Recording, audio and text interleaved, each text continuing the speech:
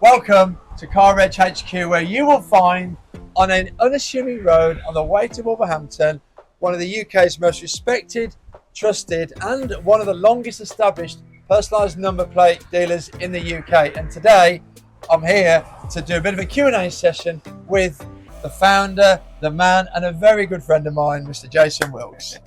Come with me into the world of CarReg.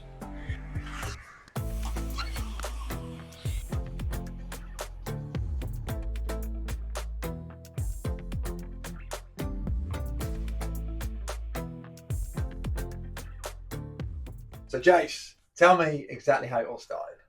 Okay, way back, about 40 years ago, I was doing quite well at my valeting business, and I decided to buy a number plate for myself, saw it in the Auto Trader, £200, and it was JAY 150N. Not quite Jason, but it was nearly there. Anyway, bought it, soon got sick of people saying, "Oh, is your name J.E. son, or couldn't you get Jason?" Well, actually, no, I couldn't, not for £200. Anyway, so got sick of it, put it in the Auto Trader, doubled my money within a few months, and I thought, wow, this is a good business. So from then on, I approached people in the Auto Trader. They were advertising small boxes. I said to them, okay, if you let me put your number plate in my advert next week, and will you pay me a commission? Yes, they agreed. Absolutely fine. The adverts got bigger, bigger and bigger. Eventually went to full page. And there we go. That's how we started. And it just so happens that I found one of your original full-page adverts that you had in Auto Trader. So in that advert in the Auto Trader, there was probably 2,500 numbers. Wow. Without prices. So people called up. Oh, I remember. Yeah. Wow. And now, obviously, on the internet, you can get up to 70 million. I think we've got on the website at the moment. 70 million. 70 million access to. So, Jason, that was a long time ago. Things must have changed. How is it different today to what it was back then? Yeah, back in the day, it was more celebrities, the rich and famous were buying these plates. The shorter, obviously more sought after, but nowadays they're more affordable to, I mean, you know, you get the 17-year-olds, 18-year-olds, what do they want for the birthday? Yeah, I want a new car, but I want a plate on it. And they're a lot more affordable. They've created a lot more interest. But obviously the shorter ones, they're still there. They're very, very sought after. And it's created a lot more interest. So there's a lot more customers out there.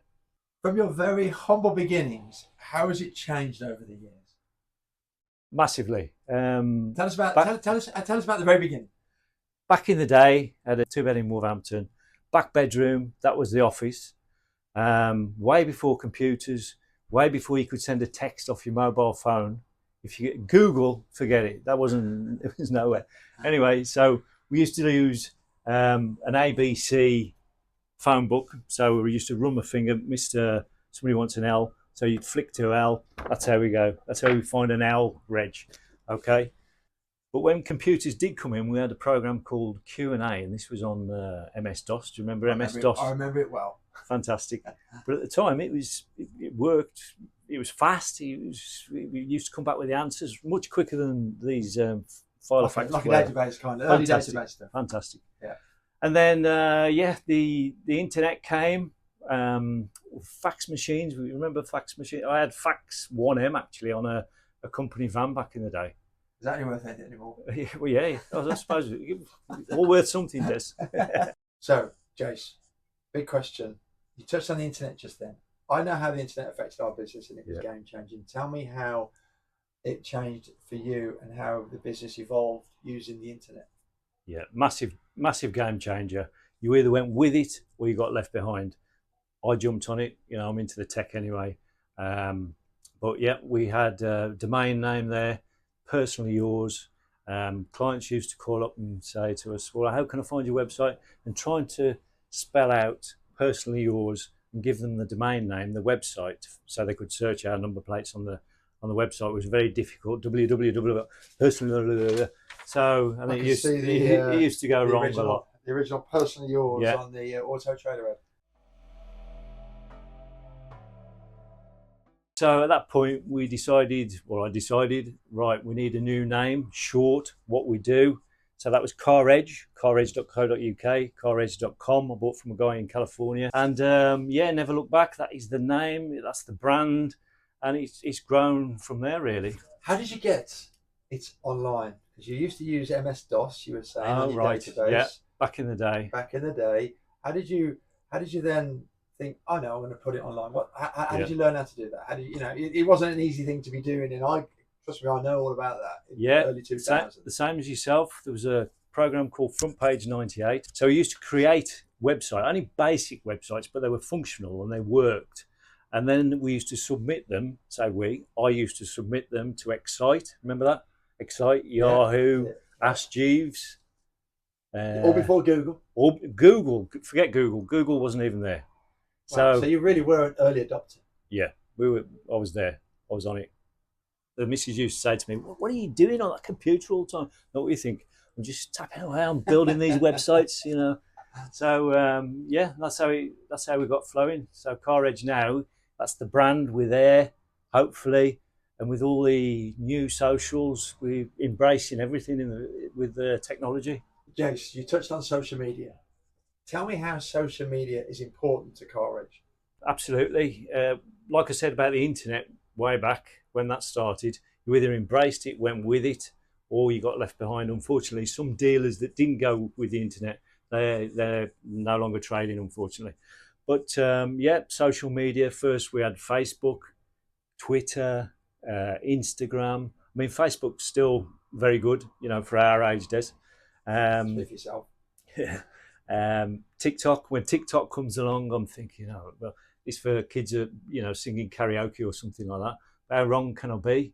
We're there. We're banging these videos out, and I think one of them, Oasis or something like that, we got 400,000 or 500,000 views. Let me correct you on this one. This video reached over 600,000 viewers. That's 600 new people in the, that were not aware of your business, may not have been aware of your business before. That is how powerful TikTok can be to reach audiences without the followers. So it's 600,000 pairs of eyes. That's massive.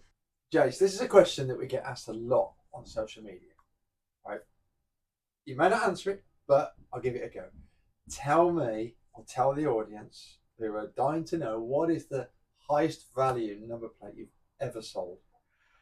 Yeah, get asked that question a lot, but can't specifically say which one exactly which we've sold, but we've sold a few around the 500,000, half a million.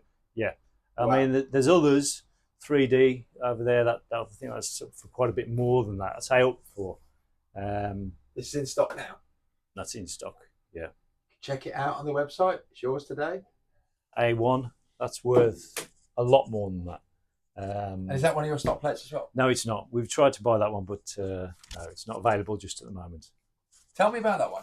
That looks familiar. One Naz, yeah, sold that to Prince Nazim Hamid. Great guy, very entertaining. Always came a bit cocky when he was trying to sell his tickets, but that's how he sold his tickets. But great guy, yeah, he bought that from us. We sold S555 Hot there. That went to the Shop Bar, which is a coffee bar in Mayfair, London. Went there and bought a coffee for, I think it was £42. That looks familiar. And I'm a West Midlands boy. That looks familiar. That can't be far away from here. Tell me about that one. We sold that to another great guy, Kashmir Singh. Very interesting guy. He's got a foundry in Wednesbury. Obviously his initials K5, and that is a 1903 plate. 1903. That is an old classic. Fantastic. Wow. The same as this one. This is P2. We sold that to a guy called Paresh in London. That's another very, very old plate. And these are all the ones that are touching these are big numbers. But yeah, P2, that's another 1903. And he came back and he bought 2P from us as well. I think one went on an Aston and the other one went on a Ferrari. So lucky guy. I can't help but notice this one as well. Now then, a very clever guy, amazing guy, all over social media, particularly YouTube. That looks like a Matt Armstrong plate. Yeah, another great guy, Matt Armstrong. He buys. He doesn't buy them actually. we look after Matt for those, and he does a great job for us. And we give him the best customer service possible. So, Jace, tell me where the industry's heading and what is next for CarReg.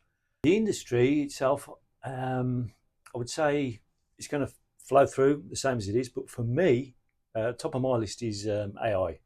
Okay. Just trying to train a couple of AI apps at the moment. I mean, AI is touching everybody now, and it's absolutely crazy what it's capable of. So AI has got to be the way forward. What do you think? And how are you in a position, or is it top secret, to tell us how AI can be utilised in the private number plate industry? Because I'm intrigued. Can't really say too much about it, but it's exciting. We're training 2 different models at the moment to compare them both.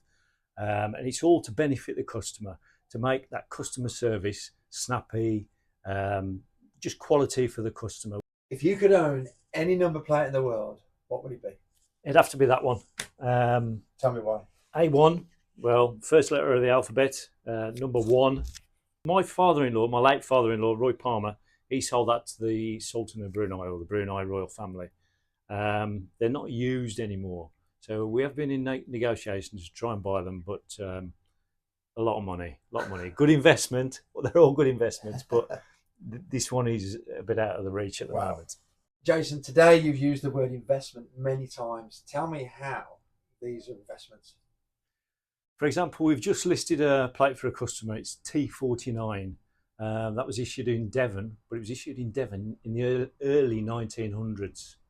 So that plate, if you think about it, it's been through 2 world wars, endless recessions. How many recessions? I don't know, probably 10 recessions. And it's gone up every decade. It's increased its value every decade, and it's still survived. It doesn't need any upkeep. So on top of that, I mean, I can't think of any better investment apart from missing the boat with cryptocurrency, which... yeah. Have you got a similar story with 7B as well? Yeah, 7B. Bought that for about 12,000 about 17 years ago. Sold it a few months later when the singles came more popular. Sold it for about 30, and then it reappeared only about 2 years ago. And I offered I think it was about 160, and it wasn't enough. Wow. And it wasn't enough. Is an investment. I mean, that's a good return. I offered 160 for a client, and it wasn't enough. That is a good return. Yeah. I can understand now what you mean by the word investment. Yeah. Tell me how CarReg stands out in the industry. We're totally transparent. We're absolutely transparent with prices, the way we run the business. Customer service comes first and foremost for me and the rest of the staff in there. We've got over 10,000 5-star reviews, Trustpilot, Google. Can I just interrupt you there a second? You told me a story earlier about your reviews. Now, before Trustpilot, how did you used to get your reviews? I think we've got... I'll dug these out for you just to show you. We've got endless letters of good wishes, thank you. Just paper and good old fashioned. That's before Trustpilot, before Google. Close the photo of my new registration number for my boyfriend. Bought it for Christmas. Thank you very much for the service. Yeah. That's how. Which it makes you smile, you know. Everybody goes away from CarReg content. That's the aim. Everybody is content.